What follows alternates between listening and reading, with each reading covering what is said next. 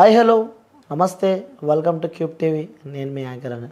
So రానున్న AP ఎన్నికలకు సంబంధించి అసెంబ్లీ పార్లమెంటరీ ఎన్నికలకు సంబంధించి కూడా నువ్వా నేనా అంటూ కూడా అక్కడ ఢీ కొడుతున్నారు. సో ఇటు కూటమి గెలుస్తుందని చెప్పి వాళ్ళు, అలాగే ఇక్కడ మళ్ళీ వైసీపీఏ గెలుస్తుందంటూ కూడా ఎవరికి నచ్చినట్టు వాళ్ళ స్టైల్ వాళ్ళైతే ప్రచారంతో దూసుకెళ్తున్నారు. సో ఇప్పుడు మనం చేసే ఇంటర్వ్యూ ఒక స్పెషల్ అనమాట. సో స్పెషల్ అనే చెప్పుకోవచ్చు. సో ఎందుకంటే ప్రతి ఒక్కరు ఇంటర్వ్యూస్ చేస్తూ ఉంటారు. సో ప్రతి ఒక్కరు వాళ్ళ రకంగా వాళ్ళ ఇంటర్వ్యూస్ చేస్తూ ఉంటారు. కానీ ఈరోజు నేను ఒక స్పెషల్ గెస్ట్ అనమాట. సో ఒక గురూజీని తీసుకొని వచ్చాను అనమాట. సో అతని పేరు మ్యాక్సిమం ప్రతి ఒక్కరికి తెలుసు అనమాట, చాలా ఫేమస్ గురూజీ. సో ఆ గురూజీ ఎవరో కాదు, శివరుద్ర గురూజీ అనమాట. సో ఫస్ట్ ఒకసారి ఆ గురూజీ గారిని మీ అందరికీ పరిచయం చేస్తా. సో నమస్తే గురూజీ. నమస్కారం మిత్రమా. బాగున్నారా? ధర్మరక్షణకై మీలాగే అన్ని కార్యకలాపాల్లో తిరుగుతూనే ఉన్నాము. సో ముఖ్యంగా గురూజీ, ఈరోజు మన స్టూడియోకి పిలవడం ముఖ్య ఉద్దేశం ఏపీ ఎన్నికలు. సో ఈసారి ఏపీ ఎన్నికల్లో సీఎం ఎవరు కాబోతున్నారు, సో అక్కడ సిచ్యువేషన్స్ ఏ విధంగా ఉన్నాయి, సో ప్రజలకి వాళ్ళ జాతకం ప్రకారం తెలుసుకునే ప్రయత్నం అయితే చేద్దామని చెప్పి మిమ్మల్ని పిలిచిన గురూజీ. సో ఓకేనా? మంచి ప్రశ్నలు. Okay Guruji. So first Chandrababu Naidu CM అయితే ఏపీ ఏ విధంగా ఉంటుంది? గొప్ప ప్రశ్నకి మనము గొప్పగానే మాట్లాడుకోవాలి.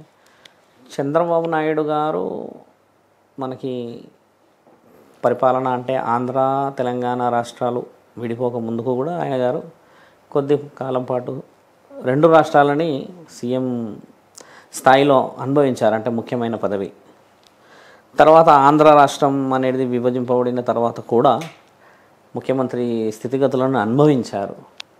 తర్వాత మీరు అన్నట్టుగానే ఇప్పుడు చలామణిలో ఉన్న అధికారులు, ఇప్పుడు జగన్ గారు ఉన్నారు. 5 సంవత్సరాల నుంచి సుమారు పరిపాలన చూస్తూ ఉన్నాం. ఒక దృక్పథాన్ని అయితే చూశారు. ఇప్పుడు ఏపీ తెలంగాణలో కూడా చంద్రబాబు నాయుడు గారి విషయంలో గతంలో వాళ్ళు ఒక విధమైన అపజయం, అంటే వాళ్ళకి విజయం అనేది దక్కకపోవడం చేత ఆంధ్రలో ఇమ్మీడియట్గా అక్కడ గెలవడం కూడా జరిగింది రాష్ట్రం విభజించిన తర్వాత. వైఎస్ రాజశేఖర్ గారి యొక్క పుత్రుడు జగన్ గారి పాలనని, ఆయన గారి యొక్క తెలివితేటలని మరియు అంతర్గతంగా కావాల్సిన వసతులని ప్రజల దగ్గరికి తీసుకొచ్చి గెలిచాడు. ఇప్పుడు 5 సంవత్సరాల నుంచి చూస్తుంది కూడా ఆ పాలననే. చంద్రబాబు నాయుడు గారి వ్యక్తిగత జీవితాన్ని చూసిన తర్వాత మీరు అన్నట్టుగానే ఇప్పుడు ప్రస్తుతం ఉన్న పదవీ కాలంలో ఉన్న సీఎం గారి స్థితిగతులను చూసినా కూడా ఇద్దరు కూడా గురు బలంలో ఉన్న వాళ్ళే. బాగా మనము ఇప్పుడు జాతక బలం అన్నారు కాబట్టి చెప్తున్నాము. గురు స్థితిగతులని గెలవాలి.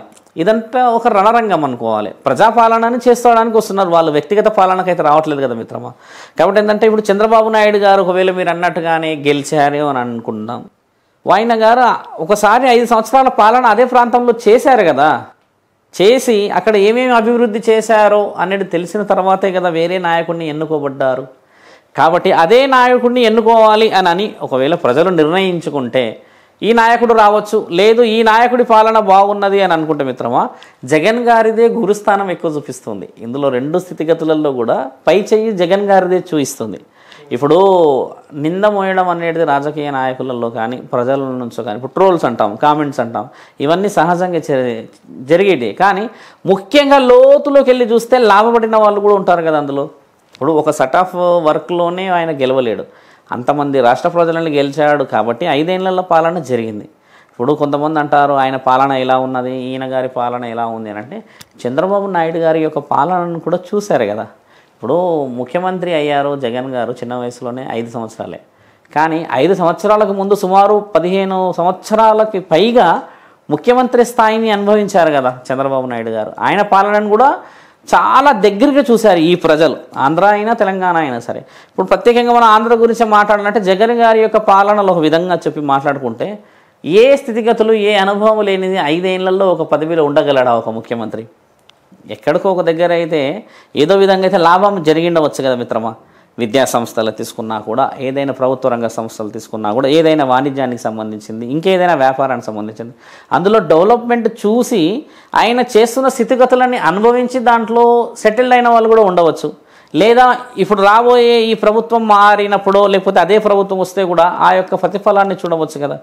ఇప్పుడు జగన్ గారి ముఖ్య ఉద్దేశం మాట్లాడుకొని రాగానే రోడ్డు గురించి ఎక్కువ చెప్తుంటారు. సో మనం కూడా 2 విషయాలు మాట్లాడాలి. 2 సంవత్సరాలు కరోనా అన్న వ్యవహారం జరిగింది మన దగ్గర. ఆయన పదవి వచ్చిన తర్వాత ఈ లాక్డౌన్ సంబంధించింది జరిగింది. వ్యాపారాలు ప్రపంచం మొత్తంలో కూడా పెట్టుబడులు పెట్టలేని స్థితిలో ఉన్నారు. అయినా కూడా ఆయన పెట్టుబడులు తెచ్చే వాళ్ళని తెచ్చాడనేది కూడా విన్నాం. ఈ మధ్య నేను న్యూస్ చూస్తూ ఉన్నాను కదా.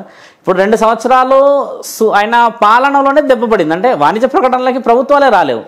అలాంటి దాంట్లో ఇప్పుడు ఉన్న 3 సంవత్సరాల్లో గత ప్రభుత్వం చేసిన ఏదైనా చిన్న పెద్ద కార్యక్రమాల్లో కానీ అప్పులే కానీ ఇంకేదైనా వెసులుబాట్లే కానీ అందుబాటులో రావాల్సిన పథకాలే కానీ ఏవి కూడా రాని సమక్షంలో ఈ 3 సంవత్సరాలు పాలన చేసినప్పుడు జగన్ గారు ఈ 5 సంవత్సరాల్లో 2 సంవత్సరాలు ఒక విధంగా చూస్తే బయట నుంచి ఏ పెట్టుబడులు రాలేవు. మీకు తెలిసిందే కదా లాక్డౌన్ ఎఫెక్ట్ ఏ విధంగా ఉండేను. కాబట్టి ఏంటంటే గురుస్థాయి జగన్ గారిది మరియు చంద్రబాబు నాయుడు గారిది ఇద్దరిది చూపిస్తుంది. కాబట్టి ఇద్దరి యొక్క గజబలం చాలా ముఖ్యమైనది. ఇక్కడ ఈ పోరులో ఎక్కువ శాతంగా జగన్ గారిది చూపిస్తుంది. ఒకవేళ జగన్ గారు వచ్చారే అనుకోండి, అదే పాలనని కంటిన్యూ చేయడం ఒక విధంగా ప్రజలకి కొంచెం తోయడం వరకు జరుగుతుంది. లేదు ప్రభుత్వం మారింది అనుకోండి, మళ్ళీ బంతి వెనక్కి తీసి ముందుకు తీసుకెళ్లాల్సిన పరిస్థితిలో మోసపోయినా కూడా నష్టపోయినా కూడా ఏదైనా వెసులుబాట్లు అందని వాళ్ళు ఎవరు మిత్రమా? సామాన్యమైన ప్రజలే. అంటే ఇక్కడ వేత్తలు అంటే రాజకీయ వేత్తల్లో మార్పు వచ్చినా కూడా మార్పు రాని వ్యక్తులు సామాన్యమైన బ్రతుకులే కదా. కాబట్టి ఆల్రెడీ ఉన్న ఒక లీడర్ ఇప్పుడు ఉన్న వైఎస్ గారే వచ్చారే అనుకున్నా కూడా జగన్ గారు ఆయన కొన్ని విషయ వివరణలో విద్యా సంస్థలు కానీ ఇంకే విషయాల్లో అన్ని వాణిజ్య ప్రకటనలు తెచ్చిపెట్టుకున్నారు. ఇకపైన అవి సుస్థిరంగా ముందుకు రావచ్చు. అంటే గజబలం కనబడుతుంది కదా అక్కడ. గురుస్థాయి అంటారు దాన్ని. ఓకే, గురుస్థాయి జగన్ గారికి ఎక్కువ ఉందంటారు. ఎక్కువనే కనబడుతుంది. ఇద్దరి స్థాయిలో హోరాహోరీ ఇదే నియమ నిబంధనలు అంటారు దాన్ని. కార్యకలాపాలు ఎలా అంటే ఇప్పుడు మీరు నేను ఒక యుద్ధంలో దిగుతే శంకర, నీవు నేను ఓడిపోయాను అని నిర్ణయించబడేది ఆఖరి క్షణం వరకు. ఇప్పుడు జగన్ గారు గురిస్థాయి ఉన్నది అని అన్నాను, అలాగే చంద్రబాబు నాయుడు గారు కూడా ఉన్నది అని అంటున్న ఆ క్షణాన్ని ఏ క్షణమైనా లాస్ట్ క్షణం ఒక ఓటుతో మారవచ్చు. ఇదే చంద్రబాబు నాయుడు ముందుకు పోవచ్చు, లేదా ఇదే జగన్ గారు ముందుకు పోవచ్చు. ఈ స్థితిగతులు చాలా ముఖ్యమైనవి ఇక్కడ. ఇప్పుడు మీరు అన్నట్టుగా సో ఇప్పుడు చంద్రబాబు నాయుడు మళ్ళీ గెలిస్తే సో అగ్రికల్చర్ కానీ పంటలకు సంబంధించి ఏ విధంగా ఉంటాయి ఇవి? చూడండి, ఇప్పుడు మనం మీకు ఒక చిన్న విషయం ఏం చెప్పానంటే 15-16 సంవత్సరాలు ముఖ్యమంత్రి స్థాయిని చూశారు ఆయన.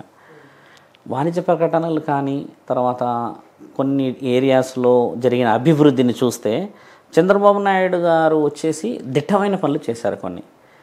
అయితే రాష్ట్రం విభజించబడిన తర్వాత మనకు ఎక్కువ శాతంగా ఏంటంటే మిత్రమా డబ్బు యొక్క కొరత ఏర్పడింది.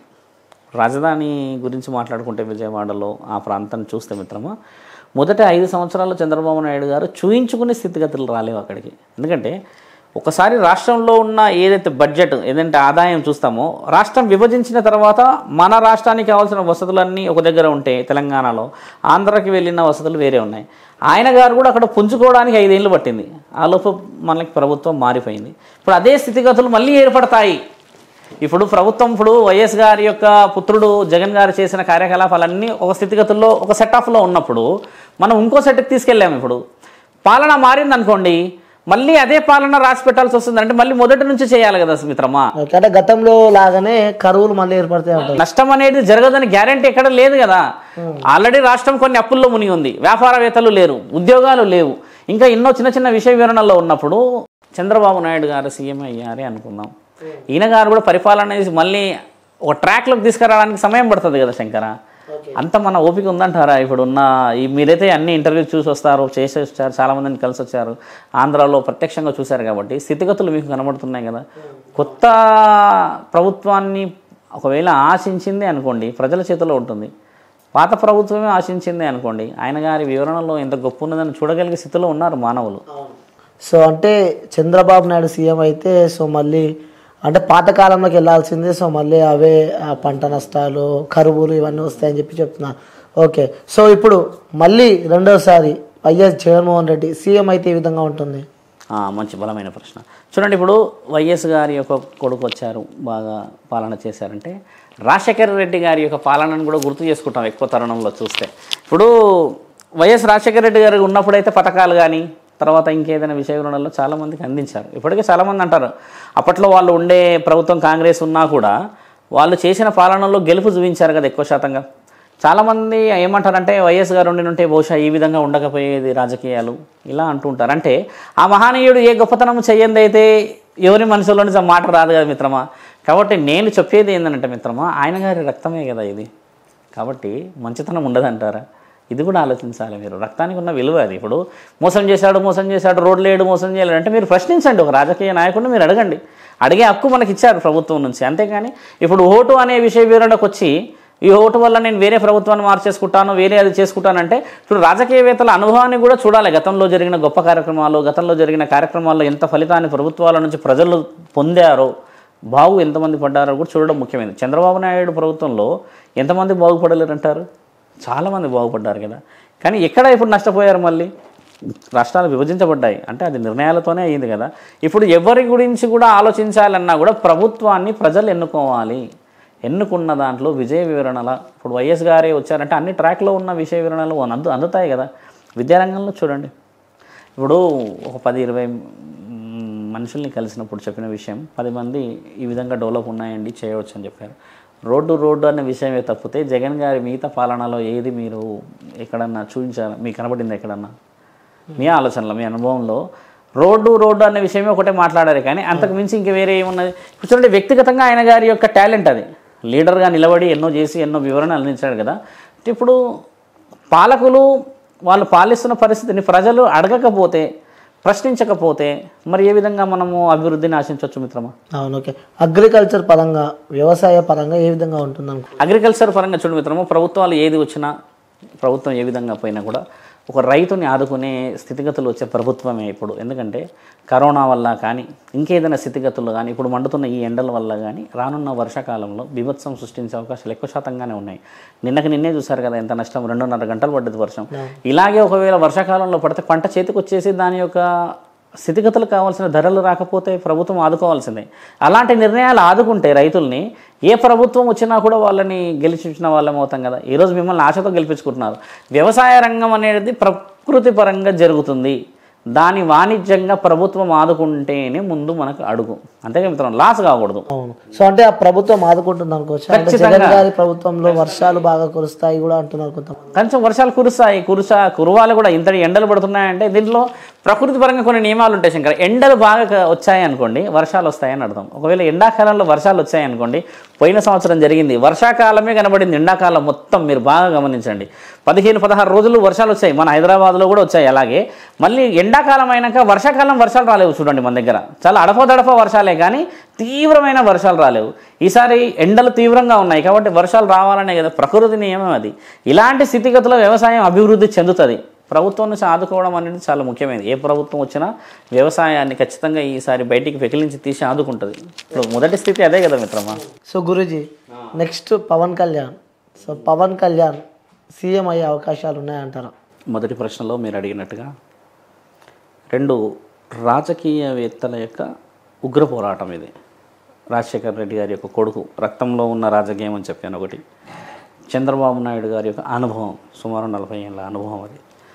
వీరిద్దరి యొక్క పోరాటంలో సినీ పరిశ్రమ నుంచి వచ్చిన మీరన్న పవన్ కళ్యాణ్ గారు అంటే చలనచిత్ర కళాకారుడు కాబట్టి ఆయన నైపుణ్యత కూడా ఎక్కువ శాతంగా చూస్తే ప్రజలకి మంచి చేయాలని తిరుగుతున్నారు. ఇక్కడ ఇంకో విషయం ఏమొచ్చిందంటే మిత్రమా, ఆయన గారి యొక్క స్థితిగతులను మనం చూసిన ఈ తరుణం ఏతుందో, ఈసారి ఆయన గారు ఏదైతే జరుగుతున్న రాజకీయ ప్రయాణంలో స్థితిగతులను అనుభవించగలరు కానీ తారాస్థాయికి చేరుకోకపోవచ్చు. తారాస్థాయి అంటే ఏంటంటే మిత్రమా, మీరు అన్నట్టు ఒక ముఖ్యమంత్రి స్థాయి అంటారు, ఒక ఎమ్మెల్యే స్థాయి అంటారు, ఎంపీ స్థాయి. స్థితిగతులు అంటే ఈయన గారు కష్టపడిన దానికి ఈసారి ప్రతిఫలం రాబోతున్నది, ఇది మాత్రం ఖచ్చితమే. కానీ ఇప్పుడు ఇంత 2 పెద్ద దిగ్గజాలు ఉన్న చోట వారి పై స్థాయి తీసుకునే అవకాశం రాకపోవచ్చు. ఎందుకంటే వైఎస్ జగన్ గారి యొక్క నాలెడ్జ్ కూడా ఇట్ ఈస్ రిమార్కబుల్. చాలా బాగా అనుభవం చూసిన వ్యక్తి. ఇప్పుడు చంద్రబాబు నాయుడుది కూడా అదే. ఎక్కడో సింగపూర్ నుంచి ఉన్న వాళ్ళని అసెట్స్ తీసుకొచ్చారు వాళ్ళు. అలాగే ఇప్పుడు వైఎస్ రాజశేఖర రెడ్డి గారి యొక్క కొడుకు కూడా అదే చేశాడు. ఇప్పుడు జగన్ గారి యొక్క పాలన కూడా అదే. ఇప్పుడు ఎవరు వచ్చినా కూడా డెవలప్మెంట్ కావాల్సినది ఆంధ్ర రాష్ట్రమే. ఇప్పుడు చలనచిత్ర కళాకారుడు వచ్చిండే అనుకుందాం మిత్రం, పవన్ కళ్యాణ్ గారు వచ్చారనుకోండి, ఆయన గారికి మళ్ళీ 3-4 సంవత్సరాలు పట్టవచ్చు కదా. అంటే ఒక విధంగా వెనక్కి జరిగే స్థితి రావచ్చేమో బహుశా. ఆయన గారి పాలన మళ్ళీ ఆయన చూసేది, ఇప్పుడు ఆయన చేసే ఫాలో అప్ కానీ ఏదైనా కూడా చాలా గొప్పగా అనిపిస్తుంది. ఎందుకంటే చాలా దగ్గరికి వెళ్ళి మాట్లాడడము, ఏదో అనుభవించి. ఇప్పుడు ఆయనకు అవసరమే లేదు, ఎందుకంటే ఆయన గారు కూడా కొంచెం జీవితాన్ని మంచిగా చూసిన వ్యక్తే కదా. రాజకీయాలకి రావాలి అని అంటే కారణ జన్మల వల్లనే అవుతుంది. అంత సులభంగా ఎవరు రారు. పరువుని, తర్వాత మర్యాదని అన్నింటినీ కూడబెట్టాలి అక్కడ. అవి పోయే స్థితికి రావచ్చు, పెరగవచ్చు.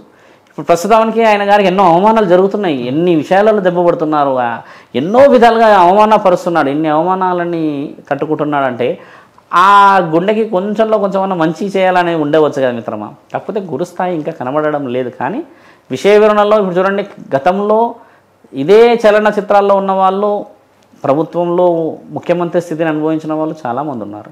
ఆ స్థితిలో ఈయన గారి ప్రయాణం కూడా చిరస్మరణీయం.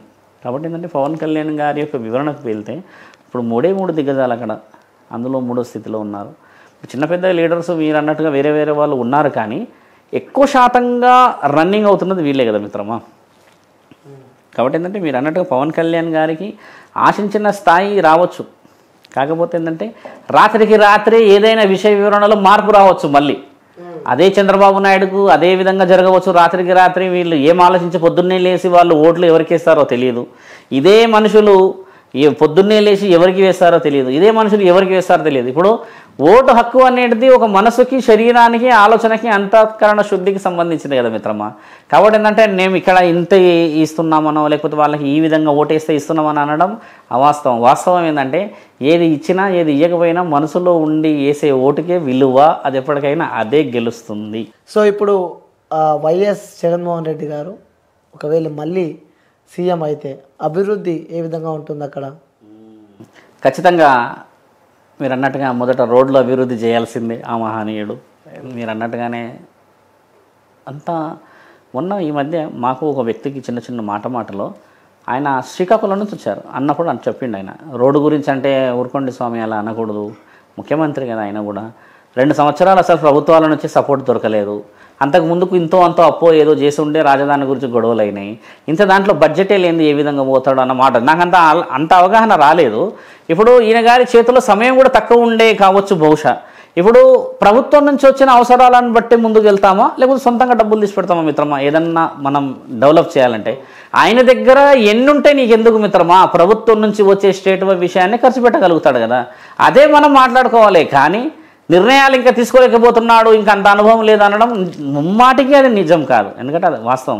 ఇప్పుడు ప్రభుత్వం నుంచి నీకు బడ్జెట్ వచ్చింది, ఆల్రెడీ కొన్ని అప్పుల్లో ఉన్నాము, లేదా ఇంకా రోడ్డు గురించి మాట్లాడుతున్నాం, లేదా ఏదో విద్యా సంస్థల గురించి మాట్లాడుతున్నాం, లేదా ఏదో వ్యాపారానికి అభివృద్ధి మాట్లాడుతున్నాము అని అంటే మిత్రమా ఆయన చేసే స్థితిగతుల్లో నించొని ఆలోచించగలిగిన వ్యక్తే.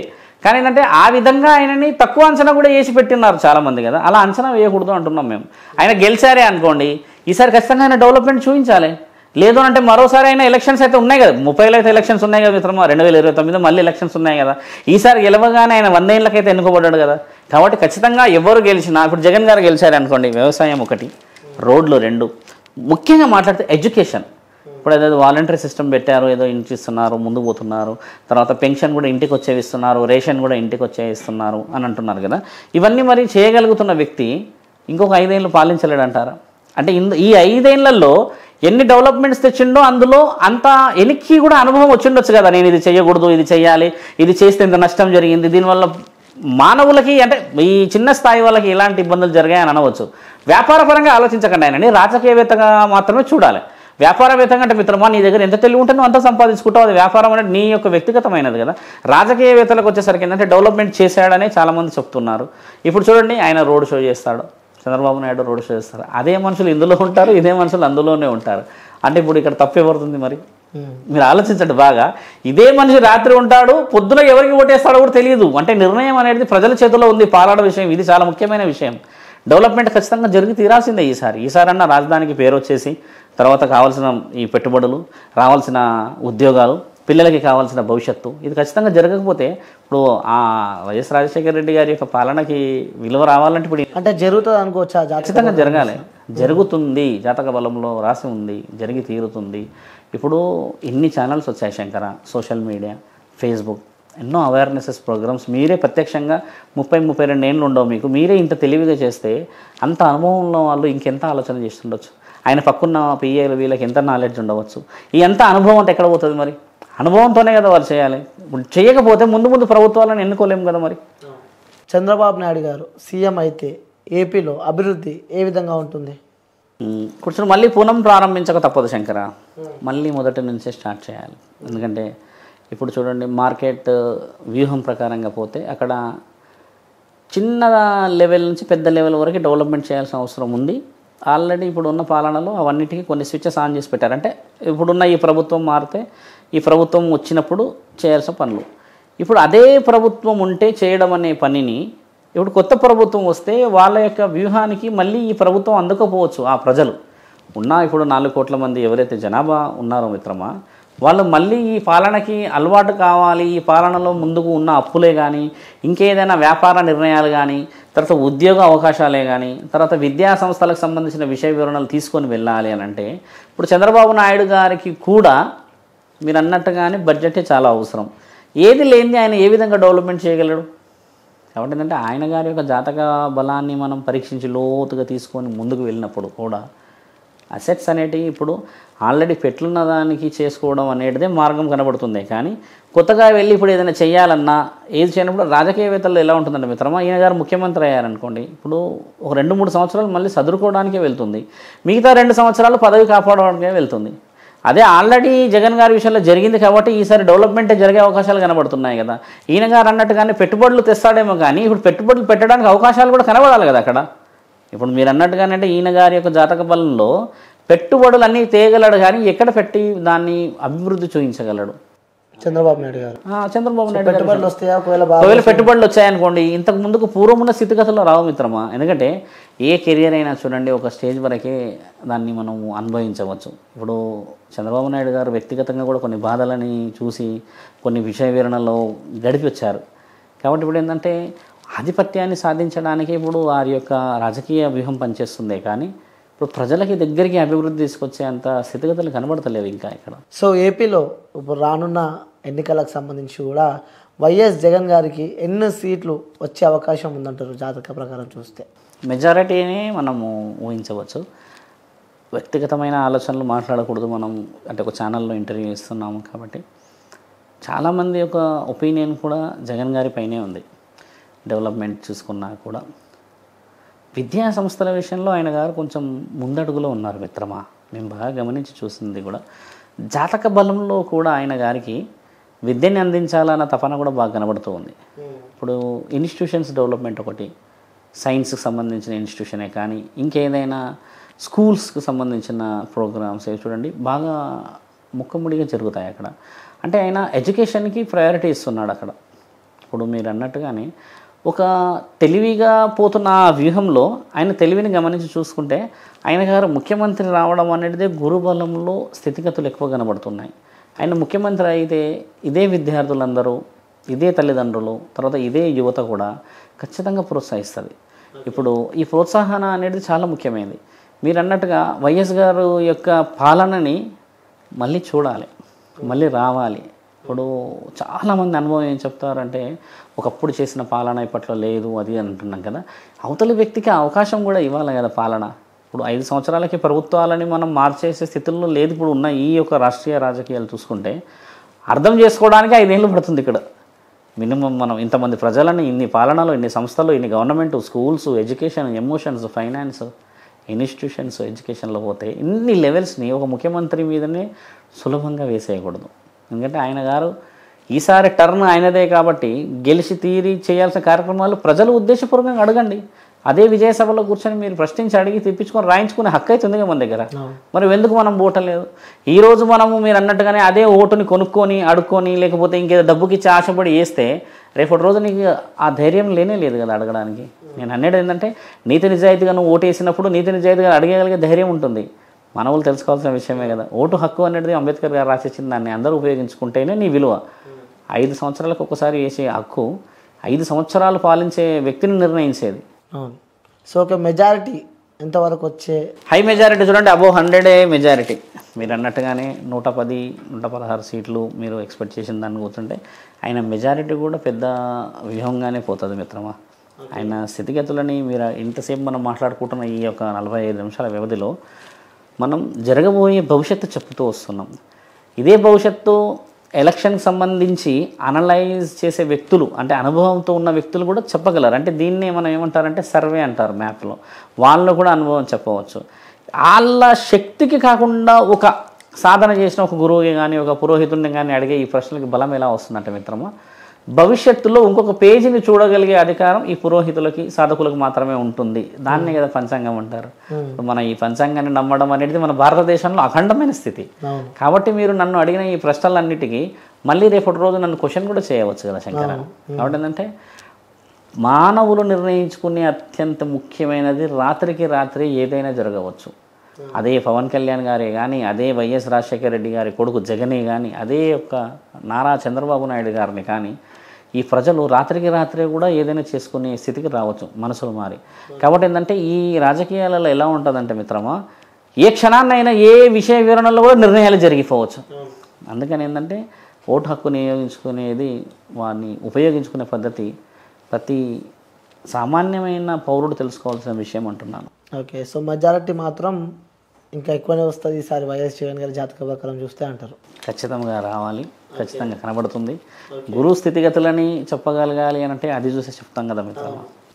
ఓకే గురూజీ, టీడీపీ కూటమి అనేది జగన్కు నష్టమా లాభమా? చూడండి, ఇప్పుడు ఒక కూటమి అనేది ముగ్గురు నలుగురు కలిసి చేస్తున్న ఒక పోరాటం అనుకోవచ్చు.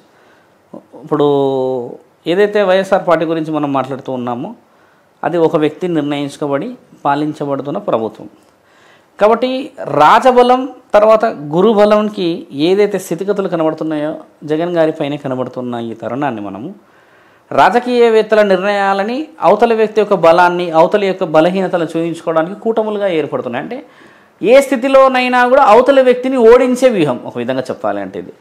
కాబట్టి ఏంటంటే ఏ విధంగా ఉన్నా, ఏ విధంగా ముందుకు వెళ్ళాలన్న చూడు మిత్రమో ప్రజల చేతిలోనే అంతిమ నిర్ణయం ఉంటుంది. ఒకవేళ ఈ రాజకూటమికి స్థాయి ఇవ్వాలి, రాజకూటమిని గెలిపించాలి అన్న ఆలోచన ఒకవేళ అదే ప్రభుత్వంలో ఉన్న పాలకులు చేస్తే అంటే ప్రజలు వాళ్ళు నిర్ణయించుకున్న ఈ కూటమికే విజయం రావచ్చు, కానీ ముఖ్యమంత్రి ఒకళ్ళే. అదే ఒకవేళ వైఎస్ గారిని నిర్ణయించుకుంటే ముఖ్యమంత్రి ఒకళ్ళే. కాబట్టి నిర్ణయం అనేది ప్రజల చేతిలోనే. మనం 10 సార్లు ఇప్పుడు నేను ఎందుకు చెప్తున్నాను అని అంటే ప్రజలది రాత్రికి రాత్రికి ఆలోచన మారే అవకాశాలు 100కి 100% ఉంది మిత్రమా. నీ దగ్గర నువ్వు ఏదో ఇస్తున్నావు కదా అని చెప్పేసి జాలిపడి ఓటేసే అంతలో ఇప్పుడు ఆలోచనలు లేవు. 5 సంవత్సరాల్లో నీది మంచి జరిగిండవచ్చు, చెడు జరిగిండవచ్చు కదా ప్రభుత్వాలలో. ఇదే ప్రభుత్వంలో లేకుండా మంచి చేసిన వాళ్ళు కూడా ప్రభుత్వ పాలనలో ఉన్న వాళ్ళు ఉండవచ్చు కదా. ఇప్పుడు లీడింగ్లో ఉన్న ప్రభుత్వమే మంచి చేయాలని లేదు, ఆ ప్రభుత్వంగా ప్రతిపక్షంగా ఉండే నాయకులు కూడా చేయవచ్చు కదా మిత్రమా.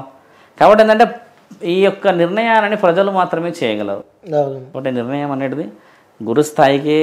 ఇప్పుడు పరమాత్ముడు ఇచ్చిన నిర్ణయాలు అవే కదా మిత్రమా. అంటే గురుబలం చూస్తే, గురుబలం అన్నీ చూస్తే జగన్ గారి వైపే కనబడుతుంది ఎక్కువ శాతంగా. Okay, let's see. ఇప్పుడు హోప్ ఈసారి జరగబోయే ఎన్నికలు నిజంగానే ఉత్కంఠంగా ఉన్నాయి. ఊహించామా మనము ఈ ప్రభుత్వంలో 10 ఏళ్ళు తెలంగాణలో జరిగిన ఈ యొక్క elections we did not estimated. మనం ఆలోచించలేదు ఇక్కడ ప్రభుత్వం మారుతుంది అని. అవును, అక్కడ కూడా స్థితిగతులు ఈసారి జరిగిన పాలనలో అలాంటి పరిస్థితులు రావచ్చు, కానీ ఈసారి అంత పోరాటం కనబడట్లేదు ఇక్కడ. కాబట్టి అంటే మీరు అన్నట్టు ఎవరి పోరాటాలు వాళ్ళు చేసి విజయాన్ని సాధించినా కూడా గురుస్థాయికి 2 కనబడుతున్నారు, చంద్రబాబు నాయుడు గారు తర్వాత ఇప్పుడు వైఎస్ గారు. జగన్ గారికి వీళ్ళిద్దరికి మధ్యలో 2 గురుస్థాయిలో తిరుగుతున్న వాళ్ళే. మరి ఈ 2 బాణాలు అనేటివి ఎటువైపు ఎక్కువ పెడితే ఎక్కడ దిశానిర్ణయం తీసి భవిష్యత్తుని తీసుకెళ్తాయో చూడడం చాలా ముఖ్యమైనది. కాబట్టి పై స్థాయి అనేది రాత్రికి రాత్రి నిర్ణయం జరిగే స్థితిలో చెప్పలేని సిచ్యువేషన్. ఖచ్చితంగా పరంగా చూస్తే జగన్ గారికి ఖచ్చితంగా. ఇప్పుడు జాతకం చూడండి, పరమాత్ముడు జాతకాలు ఎలా రాస్తాడంటే మిత్రమా 2 వీరుల్ని రాస్తాడు, కానీ గెలిచేది ఒక వీరుడు మాత్రమే. కానీ 2 వీరులు ఉండకపోతే మరి ప్రభుత్వంలో పోరాటం ఎలా అవుతుంది? ఇప్పుడు ఒక విధంగా చెప్పాలంటే 2 రాజకీయవేత్తలు వాళ్ళు మంచి మంచి దిగ్గజాలే, అనుభవం గల వాళ్ళే కాబట్టి వారి 2 పోరాటం లేనిది మరి రాజకీయాలలో ఎక్కడ మీరు అనుకుంటున్న ఆ యొక్క స్థితిగతులు. ఇప్పుడు అదే మీరు అనుకుంటున్న సినీ కళాకారుడు లేకపోతే అంత వేడి అంత హాట్ టాపిక్ అక్కడ ఉండకపోయేది. ఈ ముగ్గురు గురించే టాపిక్ నడుస్తుంది రాజకీయ నాయకులలో. కానీ ఆ స్థితిగతుని అంటే ఒక ముఖ్యమైన స్థితిగతిని అనుభవించడం వేరే వాళ్ళని ఇప్పటివరకు చెప్పలేము మనం. ఎందుకంటే వీరు గత 5 సంవత్సరాల అహర్నిశల ప్రయాణాలు అంటే ప్రతిపక్షంలో ఉండి ఎవడైతే ఇప్పుడు డైరెక్ట్గా ఉన్న ముఖ్యమంత్రి స్థితిలో ఉన్నారో వీళ్ళు ప్రత్యక్షంగా చూపించే వివరణలు వేరు.